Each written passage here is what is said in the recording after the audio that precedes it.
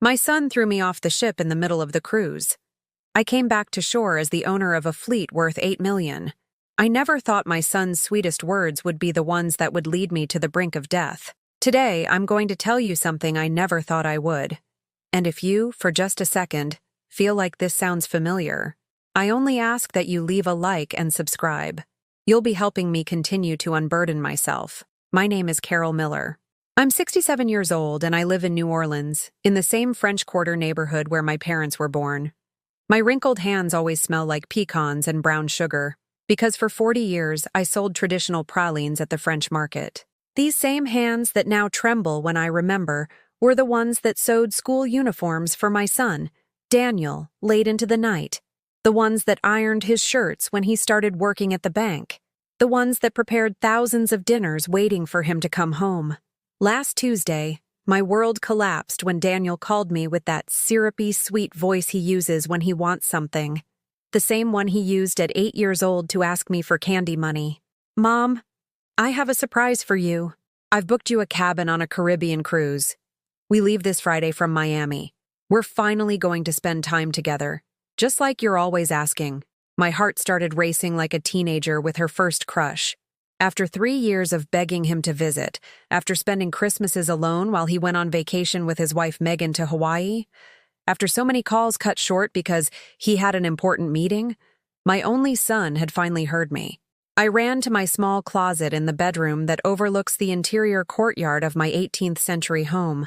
I pulled out my navy blue Sunday dress, the only one that made me feel elegant, the one I'd bought at Macy's 5 years ago for my neighbor's wedding. I smelled it. It still held the scent of the cheap perfume I use for special occasions. I looked at myself in the vanity mirror I inherited from my mother, the same one where I used to brush my hair when Daniel was little and would tell me I was the most beautiful woman in the world. Now my gray hair framed a face marked by years of waking up at 5 in the morning to open my praline stand. My brown eyes, the same ones Daniel inherited, had sunk a little deeper each year, but they shone with the hope of a woman who was finally going to feel loved by her son. The Amtrak ride to Miami was like a dream. Me, who had only been out of Louisiana 3 times in my life, watched the landscapes change out the window while I savored the turkey and Swiss sandwich I had packed the night before. In my worn leather purse, I carried my grandmother's rosary, a photo of Daniel as a boy playing in Jackson Square, and 6 months of savings, $300 I'd saved in case my son needed anything during the trip. When I arrived at the port of Miami, the cruise ship, the Caribbean Majesty, looked like a floating palace, white, imposing, with flags from every country waving from its masts. Daniel was waiting for me on the dock, impeccable in his white shirt and beige pants, but there was something in his smile I didn't recognize. It was the same smile he'd put on as a child when he broke something and tried to hide it from me. "Mom, you look beautiful," he said, but his eyes weren't really looking at me. He checked his phone every few seconds, as if waiting for an urgent call. Megan appeared from behind a pillar, perfect as always in her white linen dress and shoes that cost more than my monthly rent. She greeted me with 2 air kisses that sounded near my cheeks but never actually touched them. Her French perfume created a cloud between us that seemed to mark distance more than closeness. "Carol, so good to see you," she said with that professional smile she uses with clients at the law firm where she works. It was the same smile as always, but today it felt especially cold. In the cabin, my excitement evaporated like sugar in coffee. It was a tiny, windowless room on the lowest deck of the ship, with a single bed that barely fit between the metal walls. The air conditioner made a constant humming noise that reminded me of the machines in the factory where my late husband worked. "It's perfect, honey," I lied, placing my small suitcase on the bed that smelled of industrial disinfectant.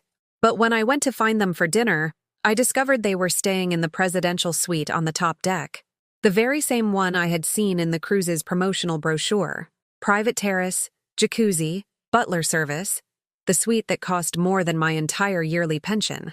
During dinner at the buffet restaurant, I sat alone at a table for 4, while I watched Daniel and Megan on the terrace of the exclusive restaurant, toasting with French champagne alongside another elegant couple.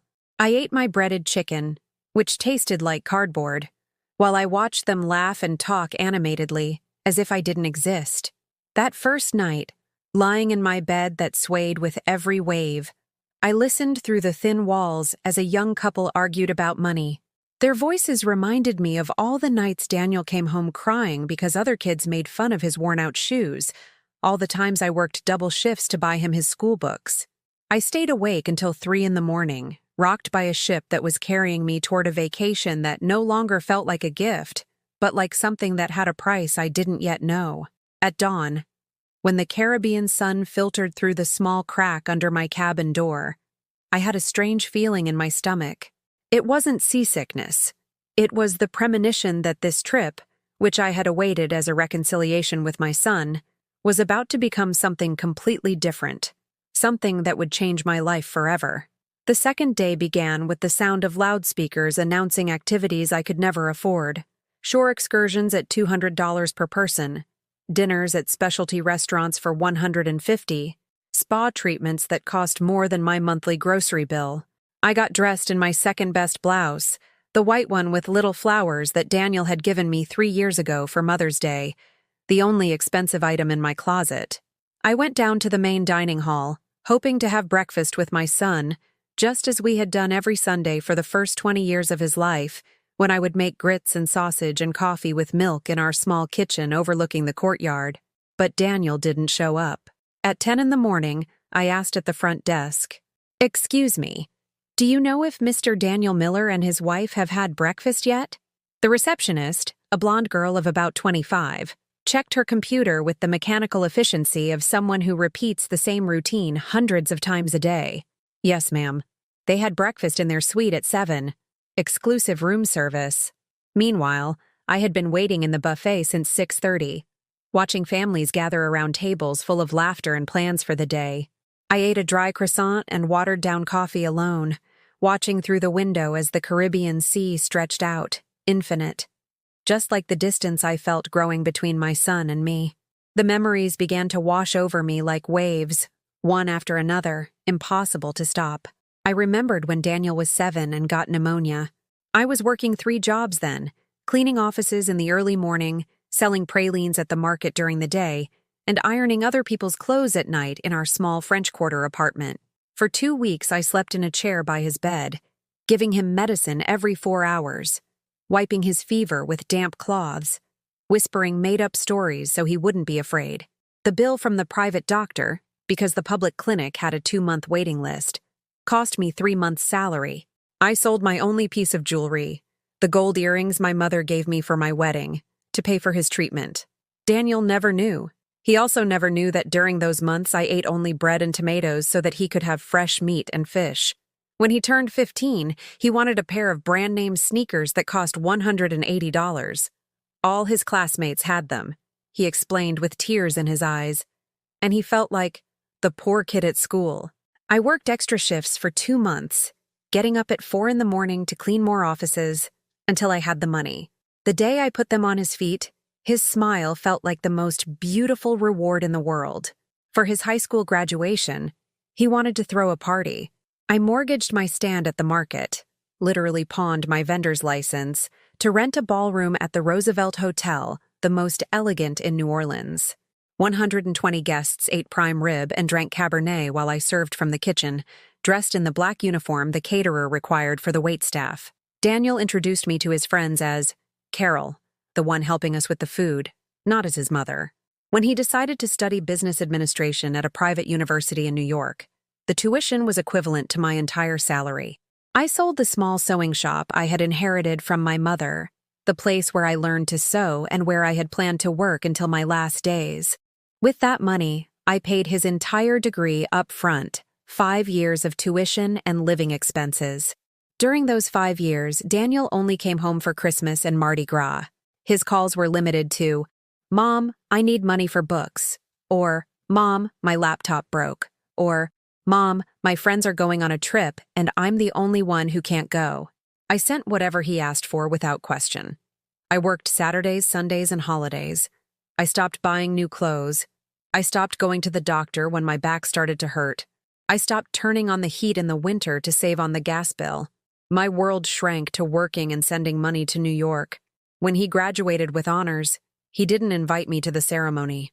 It's very formal, Mom, and you don't have the right clothes. We'll celebrate when I get home, he said over the phone. There was never a celebration.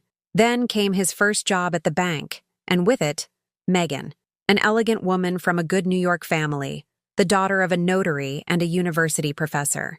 The first time he brought her home, she observed our small apartment with the same expression one uses to examine a strange insect. She didn't touch the gumbo I had prepared, my specialty, and excused herself by saying she had a gluten intolerance. Mom, Megan, and I have decided to get married, Daniel announced one April afternoon, sitting on the same sofa where I had comforted him through 1,000 childhood pains. That's wonderful news, son. When is the wedding? In October. In New York. At the Plaza Hotel. My heart sank. A wedding in New York, at one of the most expensive hotels in the country, meant expenses I couldn't afford. Travel, hotel, a proper dress, a worthy gift. And how much do you need me to contribute? I asked, though I knew my contribution would be ridiculous compared to what Megan's parents could offer. Daniel avoided my gaze. Don't worry about money, Mom. Megan's parents are taking care of everything. You just come and enjoy yourself. But I knew that just come and enjoy yourself meant stay invisible and don't embarrass anyone.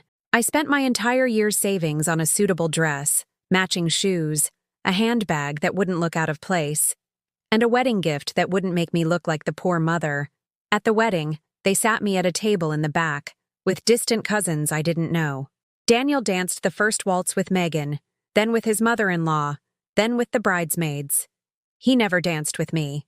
In the official wedding photo, I'm in a corner, almost cut out of the frame, smiling with that tense smile of someone who knows they don't belong but is trying not to be a bother. Since then, our conversations were limited to quick calls every 2 weeks. Hi, Mom. Everything's fine. I have a lot of work. I'll call you soon. He never called soon. Now, on this ship gently rocking under the Caribbean sun, all those memories hit me with painful clarity. I had given everything.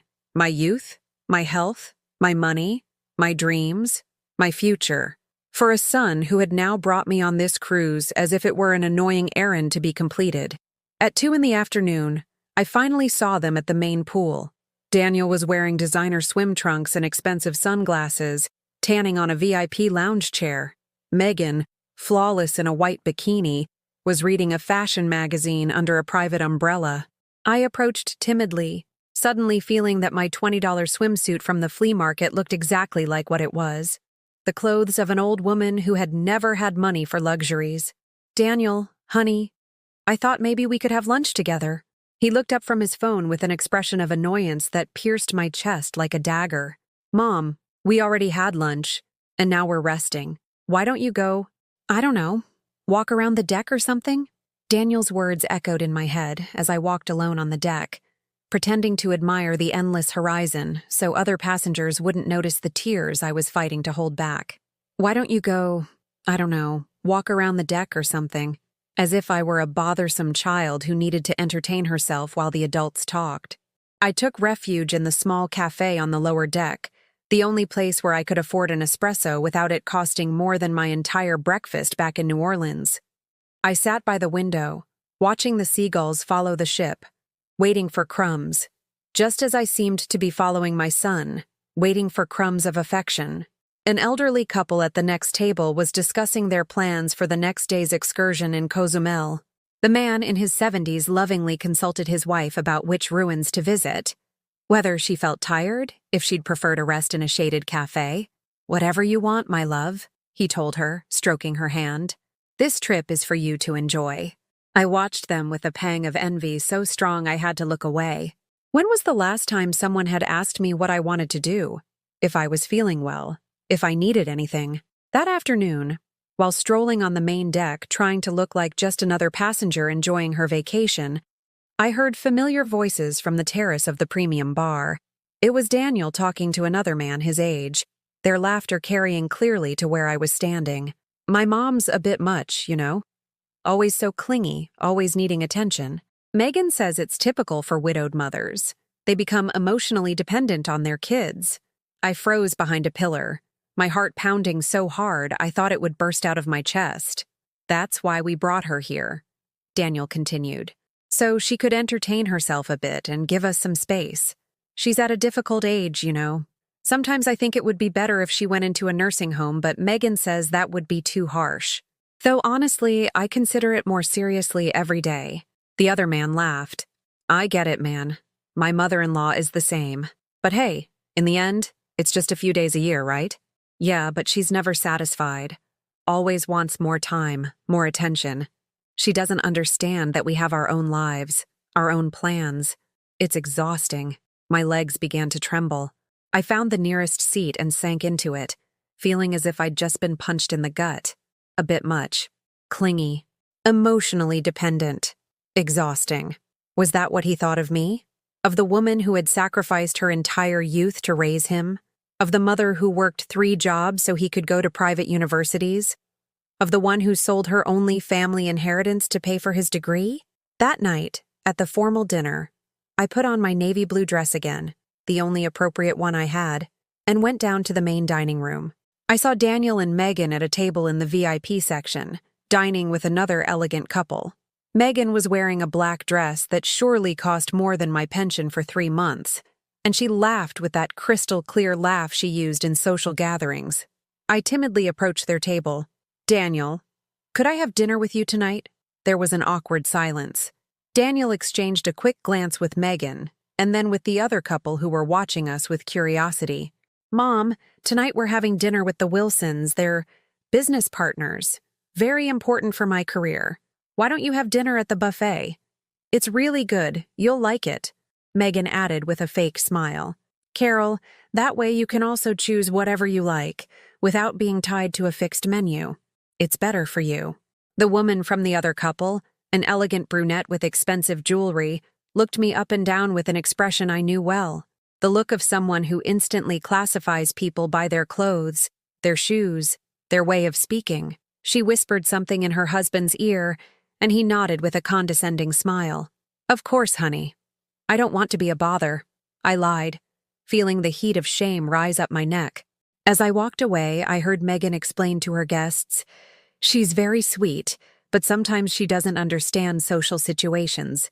She comes from a very simple background. I ate alone again, watching through the dining room windows as they toasted with French champagne while I mechanically chewed a dry piece of chicken that tasted like cardboard. Every bite was a struggle to swallow, as if my throat had closed up from the humiliation. The next day, the 3rd day of the cruise, I decided to make one last attempt. I woke up early, got ready with special care, and went down for breakfast hoping to find them. This time I was lucky, or so I thought. I saw them on the terrace of the premium restaurant, having breakfast while looking at their phones. I gathered my courage and approached. Good morning. May I sit with you? Daniel looked up with a barely concealed expression of annoyance. Mom, we're going through work emails. It's very important. It'll only be a moment. I wanted to ask you about the excursion in Jamaica tomorrow. I thought we could go see the waterfalls together, like I've always dreamed. Megan interrupted without looking up from her tablet. Carol, we already have plans. We're going on a very exclusive private tour. Only for 8 people. It's already paid for and, well, there are no more spots. But I can pay my way, I said desperately, even though I knew that tour probably cost more than my food budget for 2 months. It's not about the money, Daniel said with that voice he used when he wanted to end an uncomfortable conversation quickly. It's that they're very small, very specific groups. You'd be more comfortable on the general tour. Specific. The word cut through me like a knife. I knew exactly what it meant. Specific for people like them, not for people like me. I understand, I whispered. As I walked away, I heard Megan say, she just doesn't get that there are levels, you know? She can't expect to be everywhere as if she were, I don't know, as if she were real family. I stopped dead in my tracks. As if she were real family? I was the family. I was the one who had brought him into the world, who had raised him, who had sacrificed everything for him. And now I wasn't real family? That afternoon, while they were enjoying spa treatments that cost more than my monthly rent, I decided to explore the ship on my own. Maybe I would find a quiet corner where I could read or just think without feeling watched and judged. Walking through the corridors of the upper decks, the ones I had never visited because they were for premium guests only, I got lost. All the hallways looked the same, with their red carpets and polished wood walls. Finally, I found an elevator and pressed the button to go down, but when the doors opened, I froze. Inside the elevator were Daniel and Megan, holding each other, whispering and laughing about something, but they weren't alone. With them was an older, elegantly dressed man with distinguished gray hair and a smile I didn't like at all. "Mom?" Daniel seemed startled to see me. "What are you doing up here?" "I got lost looking for—" I began to explain, but Megan cut me off. "Carol, this section isn't for guests in your type of cabin. You could get into trouble." The older man looked at me with a cold smile and then whispered something to Daniel that I couldn't hear. Daniel nodded and then looked at me with an expression I had never seen on him before, a mix of determination and something that chilled my blood. "Mom, why don't you go back to your cabin? Tomorrow is our last day at sea before we reach Jamaica. You should get some rest." There was something in his tone that gave me goosebumps, a coldness, a finality that I didn't understand. That night, lying in my narrow bed listening to the roar of the ship's engine, I couldn't stop thinking about Daniel's expression in the elevator. And Megan's words, "Tomorrow is our last day at sea." Why had that sounded more like a threat than a piece of information? I couldn't sleep all night. Every time I closed my eyes, I saw Daniel's expression in the elevator, that cold look that had chilled me to the bone. I got up several times for water, paced the small space of my cabin, tried to read a few pages of the book I had brought, 100 Years of Solitude, which I had bought at a second-hand bookstore, but the letters blurred before my tired eyes. At 5 in the morning, I couldn't take it anymore. I got dressed and went up on deck to watch the sunrise. The sea was calm, a deep blue color that blended with the first golden rays of the sun. It was beautiful, but its beauty felt mocking, as if nature were laughing at my misfortune. Other early risers were exercising or simply contemplating the horizon with the peace that only money and security can bring. An older couple, bundled in elegant jackets, shared a thermos of steaming coffee while pointing at something in the distance. He put his jacket over her shoulders when she shivered a little from the sea breeze. I envied that intimacy, that silent complicity. 43 years after being widowed, I still felt the emptiness of not having someone who cared if I was cold. I decided to have an early breakfast and then find Daniel. I needed to talk to him, to ask him directly what was happening. I could no longer pretend that everything was fine, that this was a normal vacation between a mother and son. But when I went down to the dining room, I saw something that took my breath away. Daniel and Megan were sitting at a secluded table, speaking in low voices with the same older man from the elevator. He was wearing an impeccable linen suit and had a folder of documents spread out on the table. The three of them were reviewing papers with the concentration reserved for important business. I approached without them seeing me, hiding behind a decorative column. I didn't mean to eavesdrop, but something in their body language, the way they leaned forward, the way they scanned the room to make sure no one was listening, put me on high alert. "The insurance is confirmed," I heard the older man say with an Argentinian accent. $2 million. By accident, of course. Accidental death during the cruise. My blood ran cold. "Insurance? Accidental death? And there won't be any legal problems?" Megan asked with the practical voice she used when reviewing contracts at her firm. "None. Accidents at sea are very difficult to investigate, especially when there are witnesses who can confirm that the victim was, let's say, disoriented, with balance problems due to her age." Daniel nodded slowly. "She has been very strange lately. Depressed, confused. She got lost on the ship just yesterday. Anyone could testify that she wasn't well. I felt as if the floor had opened up beneath me. They were talking about me. They were talking about killing me. The ideal time would be this afternoon," the man continued, "when we're in open water, far from the Jamaican coast. An accident during dinner, perhaps. A few glasses of wine, a slip. The railings are high, but if someone leans over too far..." Megan took Daniel's hand. "Honey, I know this is hard, but think about our future. With that money, we can buy the apartment on the Upper East Side, the one we want so badly, and you'll no longer have to worry about family obligations. I know, Daniel sighed. It's just, she's my mother. Your mother who has emotionally blackmailed you your whole life, Megan retorted sharply. Who won't let you live your own life? Who is always demanding attention, money, time? How many more years are you going to carry that guilt? The older man smiled that predatory smile I had seen in the elevator. Ma'am, your husband hired me because I'm the best at this. In 25 years, I've never had a problem. Accidents happen, especially with elderly people on ships. It's very natural. Very believable. A professional. Daniel had hired a professional killer. My son, the boy I had held in my arms when he had nightmares, the teenager I had comforted when he fell in love for the first time and had his heart broken, the young man I had applauded at his college graduation, had hired someone to kill me. What time then?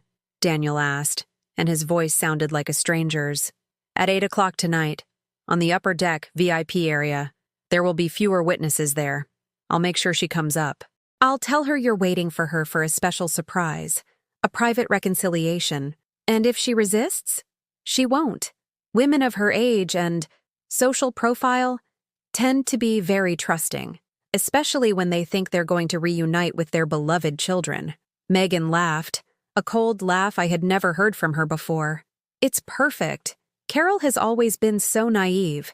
She'll believe any romantic story about family reconciliations. One more thing, the man added. After the incident, it's important that you react with the appropriate emotion. Shock, despair, guilt for not having taken better care of the victim. Can you do that? Daniel nodded.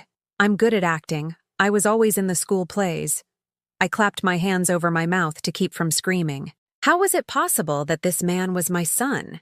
At what point had the child who used to hug me and say, Mommy, you're the best in the world, turned into this monster, capable of planning my murder with the coldness of someone organizing a business dinner? I backed away slowly, step by step, until I reached a place where I could breathe.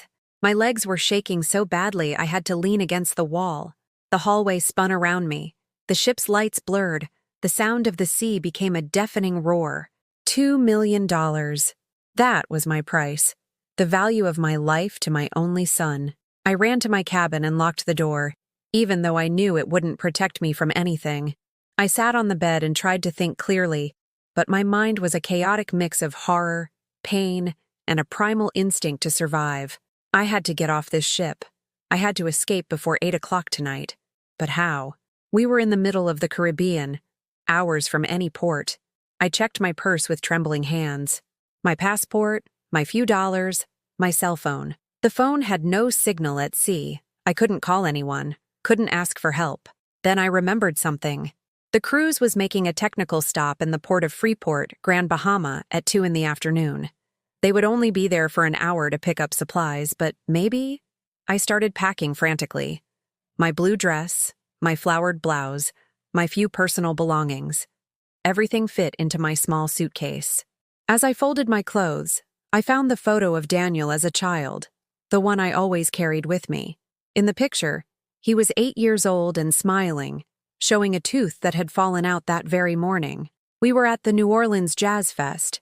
He was wearing his first festive shirt that I had sewn by hand, and we were both eating cotton candy. It was one of my happiest memories. I stared at that photo for long minutes, trying to find in that innocent child a clue to the man I had just heard plotting my death, but there was nothing. Only the pure smile of a child who believed his mother was invincible. I tore the photo in half and threw away the part with him in it. I kept only my own image, that of a young 32-year-old woman who didn't know what awaited her, who still believed that a mother's love was unbreakable and unconditional.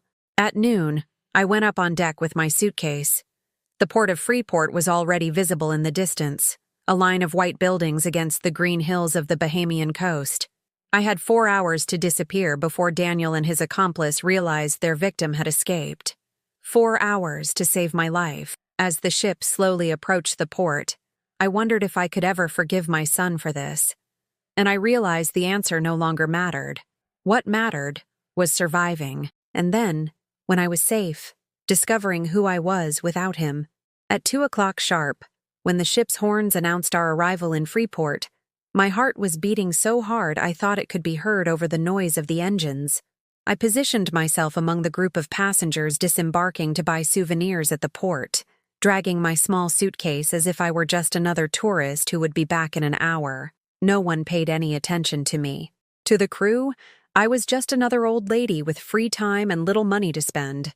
The advantage of being invisible your whole life is that when you need to disappear, no one notices your absence. I walked along the pier, trying not to run, not to look desperate. The Caribbean sun beat down on my head, and the smell of fresh fish and diesel from the boats reminded me of the fishing docks back home. For a moment, that familiarity calmed me.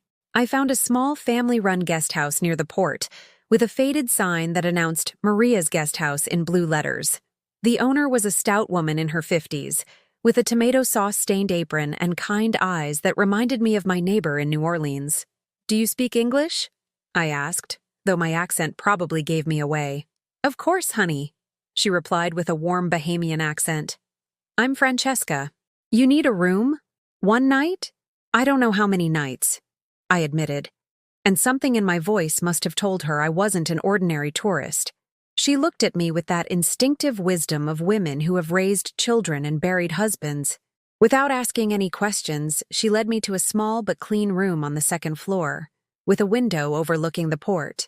From there, I could see my cruise ship, imposing and white, filled with passengers enjoying their vacation, while inside that ship, my son was waiting for me to show up for dinner and die. $20 a night, breakfast included, Francesca told me. "Is that okay?" I nodded and paid her for 3 nights in advance, although I didn't know if I would stay that long. I only knew I needed time to think, to decide what to do with my life now that I knew I no longer had a son.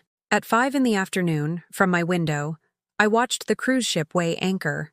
It moved slowly away from the port, taking with it the life I had known for 67 years. Somewhere on that ship, Daniel would be starting to worry. Where was his mother? Why wasn't she answering her phone? How was he going to explain to his hired killer that the victim had disappeared? For the first time in decades, someone was looking for me, not because they needed me, but because they feared me. That feeling gave me a bitter but real satisfaction. That night, I had dinner alone in the guest house's small dining room. Francesca personally served me a plate of pasta with homemade tomato sauce, crusty bread, and a glass of local red wine. It was simple food, but prepared with love, and it tasted better than all the fancy menus on the cruise. "Are you alone?" Francesca asked as she cleaned the next table. "Yes," I replied, and for the first time that word didn't hurt. Completely alone. "Sometimes being alone is better than being in bad company," she said with that island philosophy that finds wisdom in the simplest situations. She was right.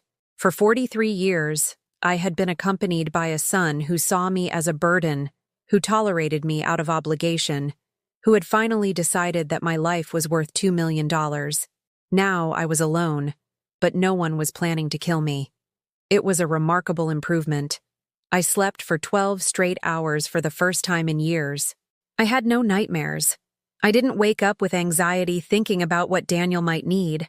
I didn't check my phone for messages that never came. I simply rested, with the window open to the sea breeze and the distant sound of gulls. The next day, while having coffee and fresh pastries that Francesca had bought from the corner bakery, I turned on my phone. I had 17 missed calls from Daniel and 8 text messages. "Mom, where are you?" "Mom, I'm worried. You're nowhere to be found." "Mom, answer please." "Carol, it's Megan. Daniel is frantic. Where have you gone?" "Mom, we're going to call the police. This isn't normal. Did you fall overboard? Answer." I read each message with a calmness that surprised me. A week ago, receiving desperate messages from Daniel would have made me run immediately to comfort him, to explain that I was fine, to apologize for worrying him. Now I knew his desperation wasn't love. It was the panic of a failed murder plot. I didn't reply to any messages. I turned off the phone and put it in my purse. Francesca sat with me as I finished my breakfast. "Family trouble?" she asked with a naturalness that didn't feel intrusive.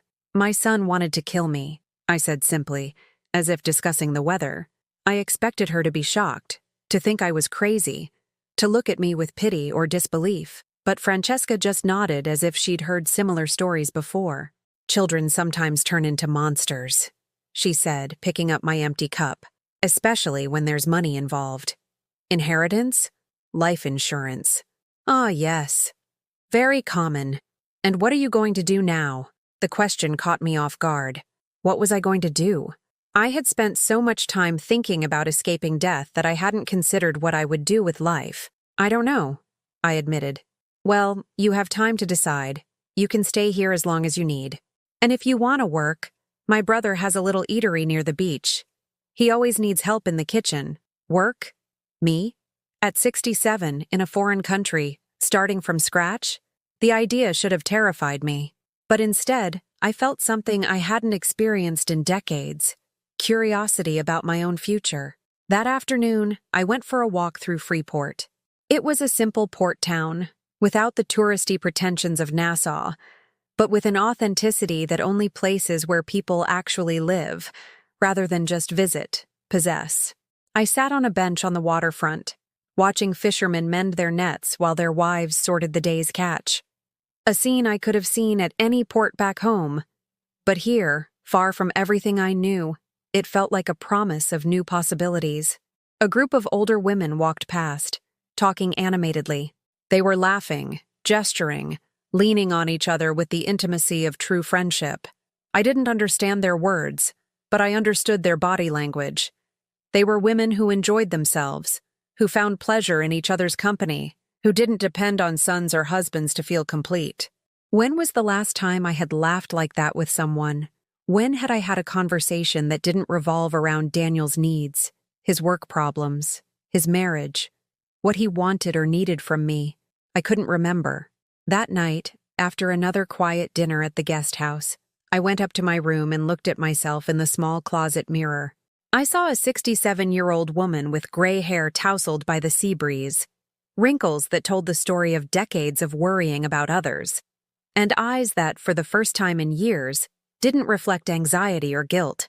I saw myself, not as Daniel's mother, not as Arthur's widow, not as the praline lady from the French market. Just Carol, just me. And I realized something astonishing. I didn't know who that woman was.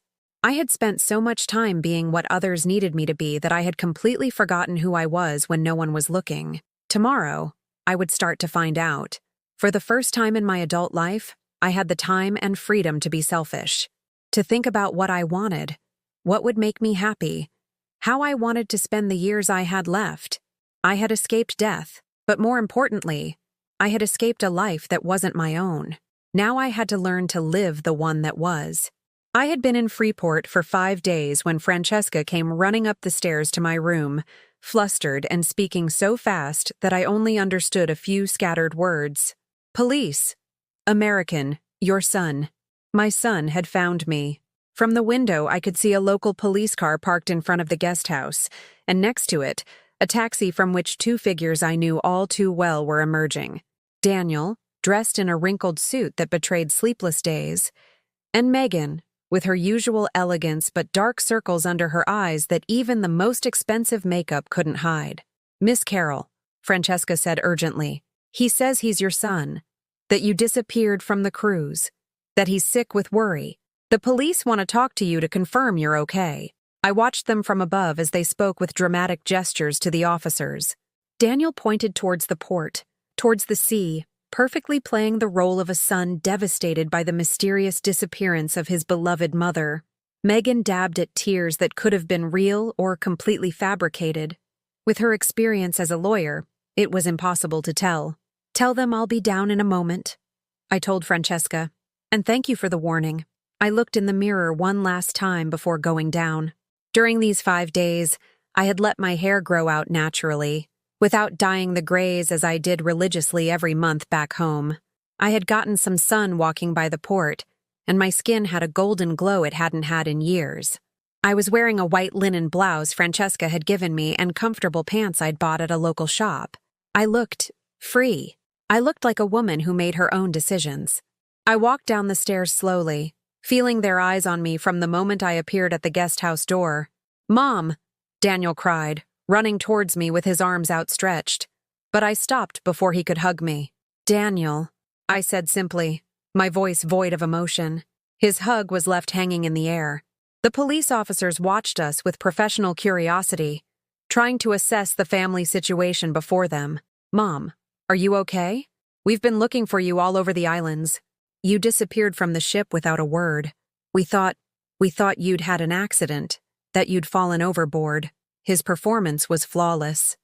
A cracking voice, moist eyes, gestures of relief mixed with loving reproach.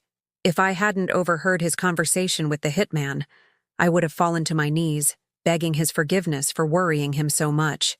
Megan approached with calculated steps. "Carol, you gave us the scare of our lives. Why did you leave without telling us? Why didn't you answer your phone?" The police were waiting for my answer. One of them, an older man with a gray mustache, looked at me with the paternal expression officers use for elderly ladies who unintentionally cause trouble. "I got off the ship because I no longer felt safe there," I said clearly. Absolute silence. "Safe?" the officer asked. "Was someone threatening you?" Daniel and Megan exchanged a quick, almost imperceptible glance, but I caught it perfectly. "Yes," I replied. "My son hired a man to kill me. I heard him planning my murder during breakfast on the last day on the ship." Daniel's expression changed instantly. The mask of the worried son cracked, and for a second, I saw the same coldness I had seen in the elevator. "Mom, what are you saying?" His voice now had a tone of real alarm. "You're confused. You're delusional. The ship's doctor said you might have early signs of dementia." "Dementia?" I repeated, and for the first time in 5 days, I felt rage. "Are you really going to use that excuse?" Megan stepped in with her lawyer's voice. "Carol, we understand you're disoriented. Cruises can be overwhelming for people your age, but making up stories about murder— $2 million. I interrupted her. "That was the value of the life insurance policy you took out behind my back." The man you hired had an Argentinian accent, wore a beige linen suit, and said accidents at sea are very hard to investigate. The silence that followed was deafening. Daniel had gone so pale he looked translucent.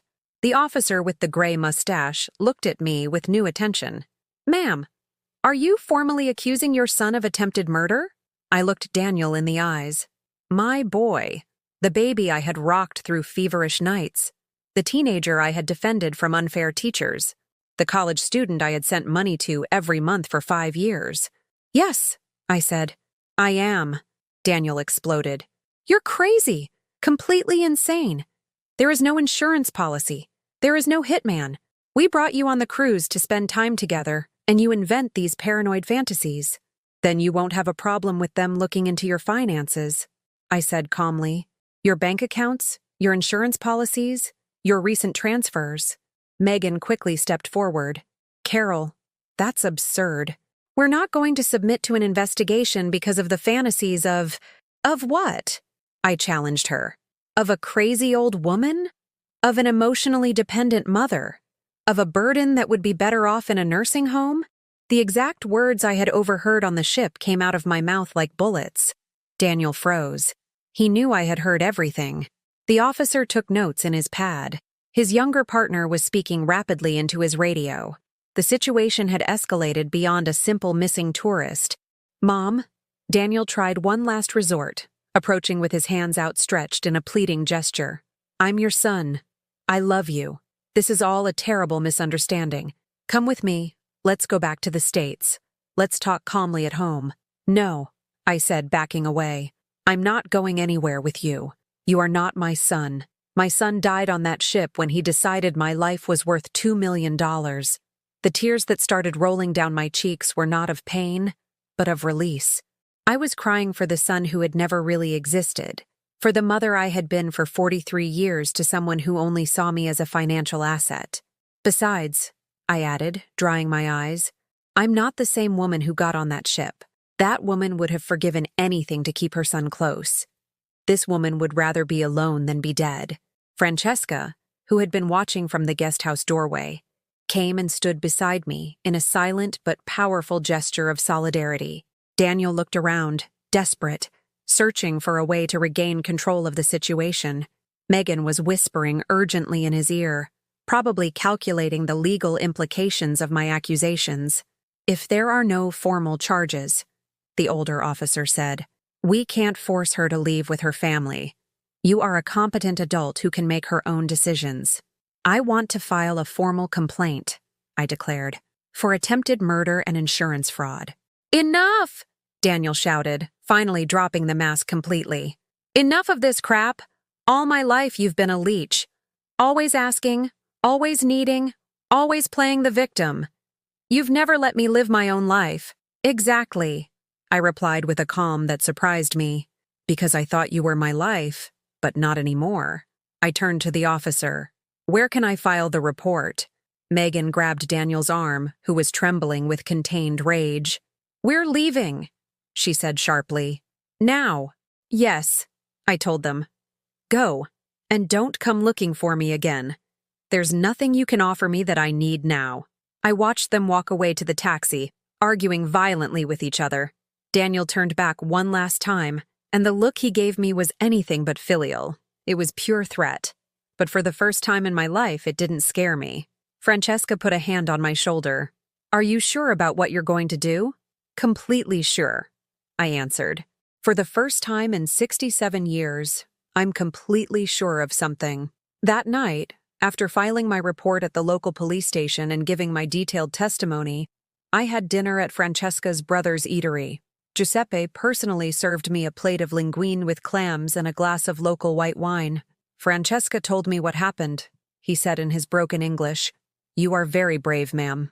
"I don't feel brave," I admitted. "I feel free." And it was true. For the first time in decades, no one knew where I was. No one expected anything from me. No one needed me for anything I didn't want to give voluntarily. It was terrifying and wonderful at the same time. 3 weeks after the confrontation with Daniel, I woke up in my new room without the knot in my stomach that had been my faithful companion for 43 years. The sun streamed through the window that overlooked the small backyard of the guest house, where Francesca grew tomatoes, basil, and rosemary for her cooking. For the first time in decades, I didn't know what time it was, and I didn't care. Over these weeks, I had established a routine that was entirely my own. I woke up when my body naturally woke me, without alarms or obligations. I had breakfast in the kitchen with Francesca while she baked bread for the day and told me stories about the guests who came and went. Then I would walk to Giuseppe's eatery, where I had started helping in the kitchen for 3 hours a day. I wasn't doing it for the money. Giuseppe paid me very little, and I had enough savings for several months. But because for the first time in my adult life, I was cooking for people who genuinely appreciated my food. The eatery's customers, mostly port workers and local retirees, greeted me with authentic smiles when I served them my dishes. I had started timidly, just helping Giuseppe peel vegetables and wash dishes. But when he tasted my Louisiana-style gumbo, he insisted I add it to the menu as Nonna Carol's Creole Soup. Seeing the locals taste my family recipe, how they closed their eyes to better savor each spoonful, gave me a satisfaction I had never felt cooking for Daniel. Giuseppe had taught me how to make risotto alla marinara and pasta puttanesca, and I had taught him how to make authentic jambalaya with the Holy Trinity base my mother had passed down to me. Our culinary exchange had become a kind of gastronomic diplomacy that needed no translation. "Miss Carol," Giuseppe said to me one morning as he stirred a tomato sauce that smelled heavenly, "you cook with joy now. Before, you cooked with, how do you say, obligation." He was right. In New Orleans, cooking had been another task on the endless list of things I had to do to keep Daniel happy. Here, cooking was an act of creativity and generosity that I chose voluntarily. I had also begun to explore Freeport in ways I had never allowed myself in my own city. I walked through the narrow streets of the town center, sat in the main square to people watch, and visited the small local library where a librarian named Sylvia helped me improve my reading by suggesting simple novels. One afternoon, while walking through the fish market, I came across a group of older women playing cards at a plastic table under the shade of a faded umbrella. They invited me to join them with universal gestures that needed no common language. Their names were Rose, Anna, Grace, and Beatrice. They were between 60 and 70, all widows, all with stories of children who visited too little and lives that had been entirely dedicated to others. But unlike me, they had learned to enjoy their freedom after 60. Children, Rose said, in an English laced with a sweet Bahamian rhythm I was coming to understand better. When they're little, they step on your toes. When they're grown, they step on your heart. The others nodded with the universal wisdom of mothers who have raised ungrateful children, but they didn't speak with bitterness, rather with a serene acceptance that I was learning to cultivate. We played canasta for hours. Grace taught me the basic rules in a mix of gestures and simple words that worked perfectly. When I won my first hand, they clapped as if I'd achieved something extraordinary. "Look at you go!" Anna shouted. "Carol is a Bahamian now." I laughed until my ribs hurt. When was the last time I had laughed like that? When had I been surrounded by women who celebrated my small victories without asking for anything in return?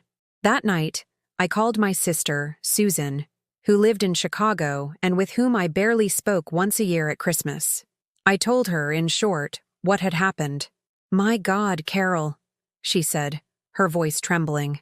"I can't believe Daniel would be capable of something like that." I couldn't believe it either, I admitted.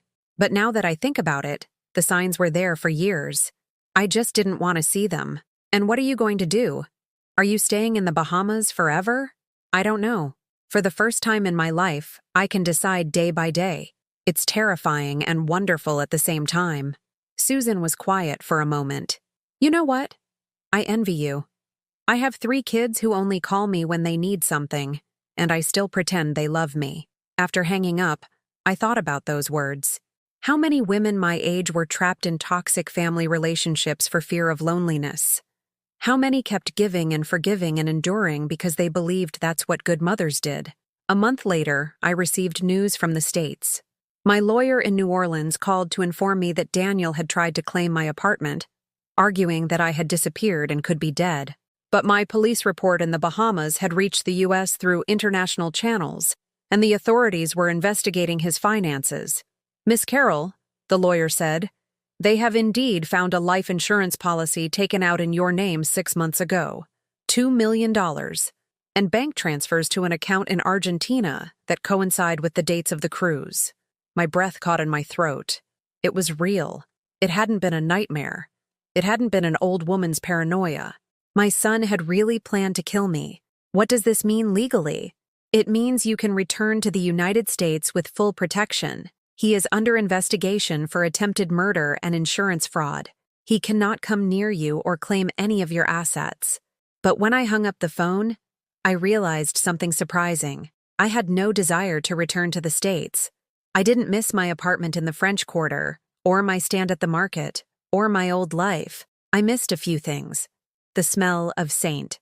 Louis Cathedral on Sunday mornings, the taste of beignets during Mardi Gras, the conversations with my neighbor Dolores while we hung laundry in the courtyard.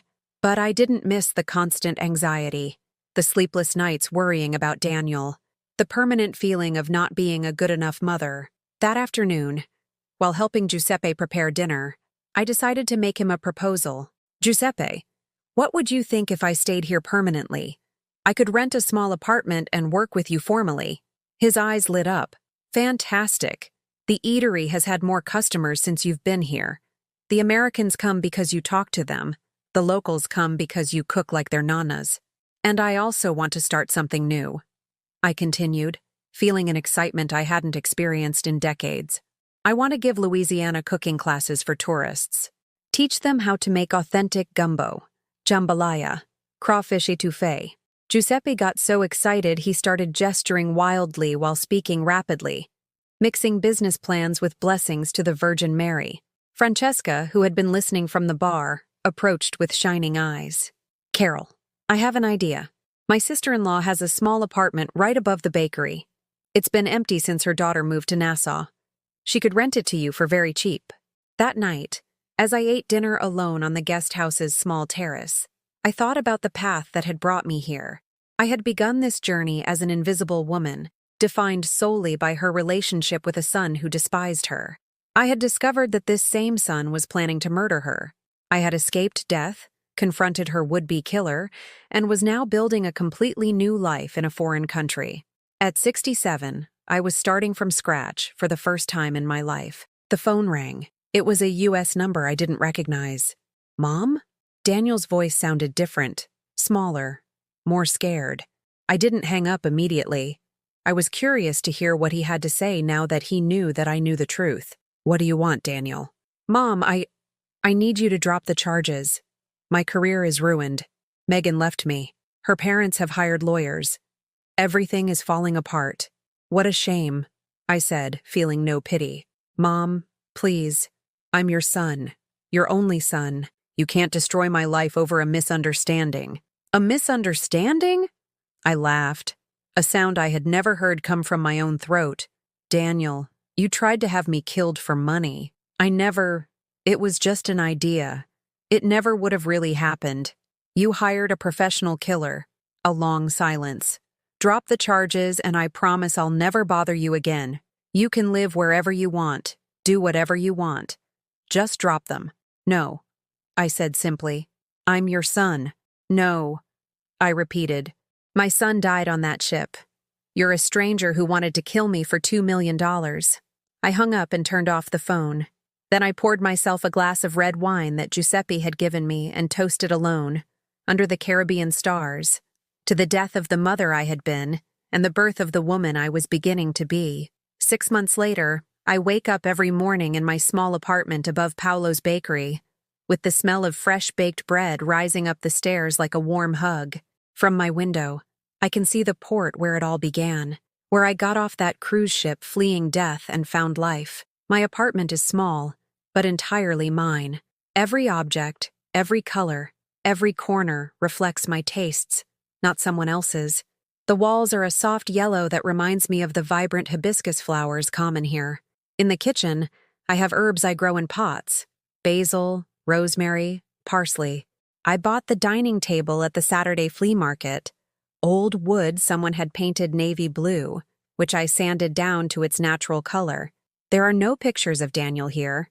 Not out of spite, but because I finally understand that painful memories don't deserve space in a home where you're trying to be happy. Instead, I have photos of my new friends, of Giuseppe in the eatery's kitchen, of Francesca the day she taught me how to make focaccia. My Louisiana cooking class business has done better than I ever imagined. Every Tuesday and Thursday afternoon, tourists, Americans, locals, and others come to my small kitchen to learn the secrets of gumbo, jambalaya, and shrimp and grits. I don't just teach them recipes. I tell them stories of New Orleans, of my grandmother who taught me to cook, of the traditions that go beyond the ingredients. Last week, a retired German couple came. The woman had lost her husband the year before and had decided to travel alone for the first time in her life. As she learned to make a roux for gumbo, she told me that her children said it was dangerous to travel alone at her age, that she should settle for family visits and crossword puzzles at home. But you, she said in her careful English, you show that we older women can reinvent ourselves. My husband always said I couldn't do anything without him. Now, I am learning. I knew many things he never let me discover. Those conversations constantly remind me why I made the right decision. I'm not the only woman of my generation who lived for others until she forgot who she was herself. But maybe I'm one of the few who got a dramatic chance to realize it before it was too late. 3 months ago, I received an unexpected call. It was Megan. Carol, I need to talk to you. Her voice sounded very different from the elegant, cold woman I had met on the cruise. It sounded broken. What do you want? I asked without hostility, simply with curiosity. I wanted to apologize, and to tell you that you're right about Daniel. I sat in my favorite armchair, the one that looks out at the sea, and listened to her for an hour. She told me that after I filed the police report, the investigation had revealed things she hadn't known. Daniel had over $100,000 in gambling debts. He had forged her signature on several financial documents. He had been cheating on her with a coworker for 2 years.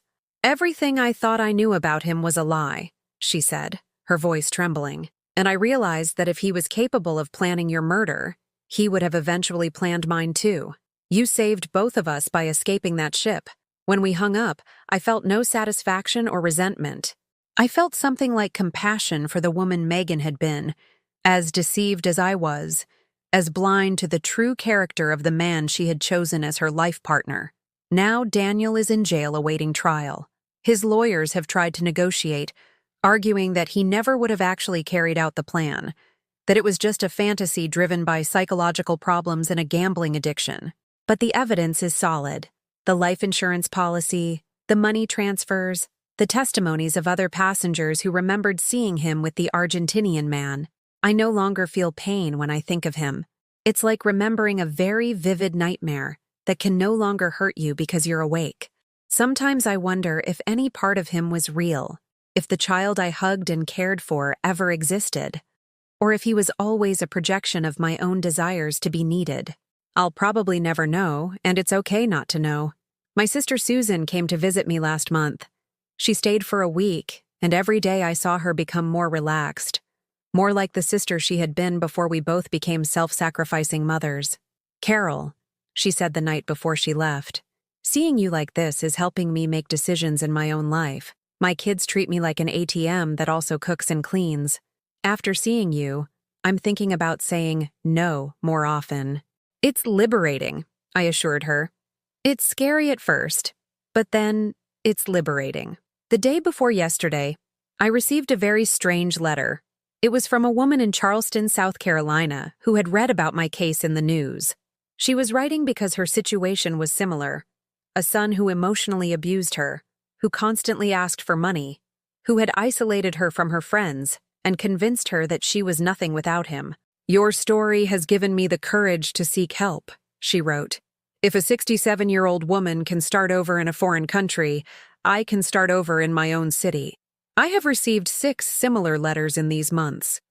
Older women who have read my story and found in it the permission to value themselves, to set boundaries, to choose their own happiness over family emotional blackmail. I didn't seek to become an example of anything, but if my experience can help another woman discover that her life is worth more than the price others put on it, then everything I went through has an additional meaning. This afternoon, like every afternoon when I finish my cooking classes, I walk to the small harbor where the fishing boats are moored. I sit on the same bench where I sat on the first day, when I was a terrified woman who didn't know how to go on. Now I see the sea differently. It's not the enemy that almost swallowed me, but the path that brought me to freedom. Sometimes I think of the women on cruise ships right now, serving families who take them for granted, smiling while being ignored, enduring small humiliations because they believe that is love. I want to scream at them that it's not love, that love doesn't ask you to disappear so that others can shine, that love doesn't make you invisible, that true love makes you more yourself, not less. The sun sets over the Caribbean, painting the sky in oranges and pinks that change every second. It's a spectacle I watch every day and never tire of admiring, because now I have time for sunsets, for the small daily miracles I never saw before because I was too busy being what others needed. Giuseppe walks by and waves from a distance. Tomorrow we'll go to the fish market together to choose the freshest ingredients for the weekend's seafood risotto. Francesca has promised to teach me her secret tiramisu recipe. My card-playing friends have invited me on a trip to Nassau next month. I have plans. I have friends. I have projects. I have a life that is entirely my own. I get up from the bench as the first stars begin to appear in the sky. I walk slowly towards my apartment, savoring every step of this homecoming that no one controls but me. Before going up the stairs, I turn one last time towards the sea. "Thank you," I whisper to the wind. "Thank you for not letting me drown. Thank you for bringing me here. Because sometimes, to find the life you truly deserve, you first have to survive the people who believed your life was worth nothing. And now, every sunrise is a small victory. Every day I choose to be happy is an act of rebellion. Every smile I give myself is a silent revenge against all those who thought my only value was what I could give them." Have you ever felt like you live for others to the point of disappearing yourself? Do you know someone who has sacrificed so much for their family that they forgot they also deserve to be happy? Tell me in the comments. And if this story touched your heart, please leave a like and subscribe. Maybe these words will reach someone who needs to hear that it's never too late to choose your own happiness. That it's never too late to start again. That it's never too late to discover who you are when you don't have to be what others need you to be.